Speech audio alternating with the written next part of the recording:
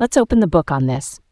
Today in Hong Kong, we've seen record-breaking July rain already, and it's raising real questions about a warming climate and what's next for the week ahead. I'm Leah. And I'm Garrett. Welcome to Laid Back Local, the news of the day with Leah and Garrett, reporting from Hong Kong. All right, let's set the stage for this one. First up, Hong Kong has already blown past the typical rainfall for July in just 20 days. We're talking 474.7 millimeters so far, against a usual full month of about 385.8. Millimeters are a measure of depth, so think roughly 47 centimeters of rain if it didn't drain away. That's wild. Since the start of June, the observatory has issued 48 rainstorm warnings, which are the city's official alerts for dangerous downpours.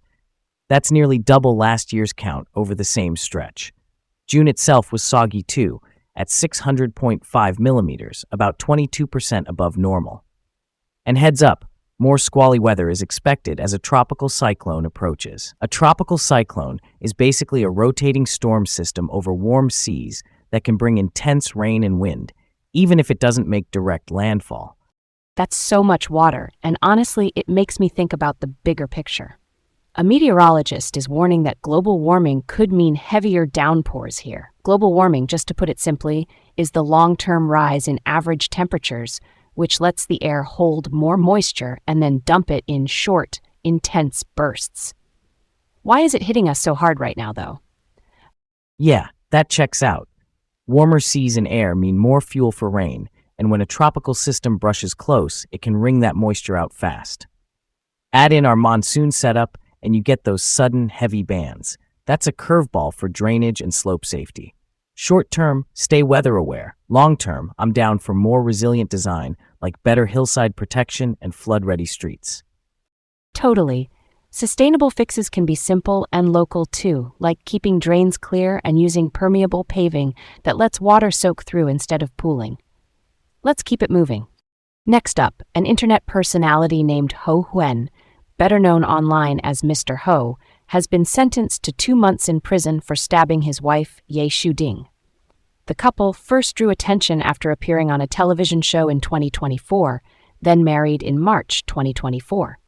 In May 2025, during a dispute as Ye prepared to return to the mainland, Ho attacked her with a folding knife inside his public rental flat. The court handed him a 2-month jail term. It's a stark reminder that domestic violence, meaning abuse within intimate relationships, can happen in any household, public figure or not. Not gonna lie, that sentence feels light for a stabbing. I get that courts look at specific circumstances, but violence like that needs strong accountability to protect victims and deter repeat harm.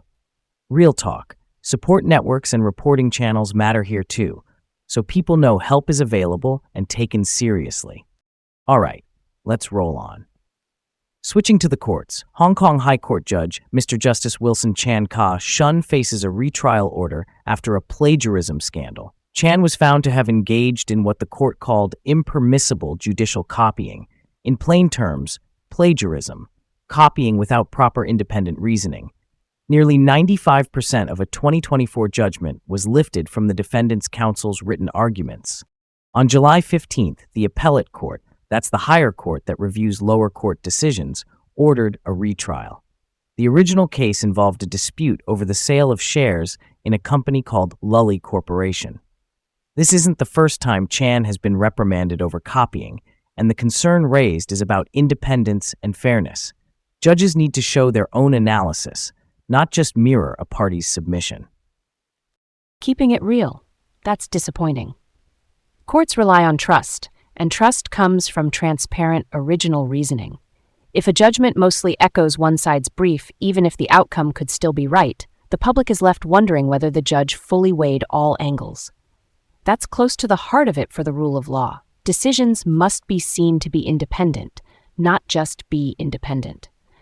Okay, let's move on. A civil case from the protest years is back in focus. Park Hoi Lam, a kindergarten clerk, is seeking 8.4 million Hong Kong dollars in damages after a taxi hit her in Sham Shui Po during the October 2019 demonstrations.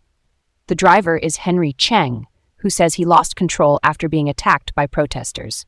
Park says she has lasting mobility issues and may need future surgeries, and her lawyer argues the primary cause was Cheng's negligence, which means failing to take reasonable care. That's something to chew on, huh? Streets were chaotic that day, and sorting out liability after the fact is tough. You have driver conduct, crowd behavior, and fast-moving risk all colliding. Clearer protocols around traffic diversions and rapid route closures during unrest could help reduce those split-second danger zones. In any case, the court will have to weigh evidence carefully to pin down cause and responsibility. On to the next. Police say they've wrapped a massive World Cup illegal gambling operation. Between June and July, 991 people were arrested. Officers raided 249 premises, seizing around 3 million Hong Kong dollars in cash, 4.4 million Hong Kong dollars in valuables, plus computers, phones, and betting records, totaling about 365 million Hong Kong dollars. The oldest person arrested was 93, which really shows the reach of these networks. That's a big haul. I'm glad they paired enforcement with preventive education too. Teaching people about the risks of illegal betting can shrink the demand side. Education here means simple, practical info on how these operations work and who gets exploited. Because if fewer folks place those bets, the networks have less reason to set up shop. Thanks for tuning in to Laid Back Local, the news of the day, with Leah and Garrett from Hong Kong. Stay informed and join us again tomorrow.